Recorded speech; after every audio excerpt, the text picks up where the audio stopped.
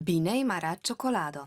V državah Evropske unije lahko kupi le takšno, ki vsebuje sestavine, za katere so dokazali, da ne škodijo zdravju.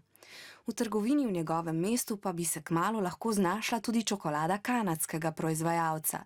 Ta vsebuje sestavine, za katere sicer ni dokazov, da so škodljive, lahko pa bi bile. V Kanadi namreč lahko prodajajo tudi hrano, za katero ni dokazov, da je neškodljiva. Kanadska čokolada z nepreverjenimi sestavinami bi se lahko v trgovini znašla po tistem, ko bi Kanada in EU podpisali sporazum CETA.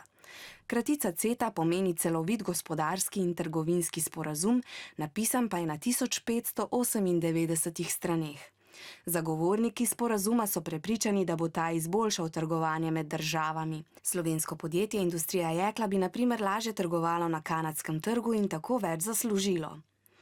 Belgijski premier je prepričan, da bo CETA evropskemu gospodarstvu prinesla dodatnih 12 milijard evrov in omogočila številne nove zaposlitve. Nasprotniki pa se bojijo, da bodo koristi od sporazuma imela le velika in bogata podjetja, običajni ljudje pa bodo na slabšem. Torej, sporazum CETA bi omogočil več trgovanja med Kanado in Evropsko unijo.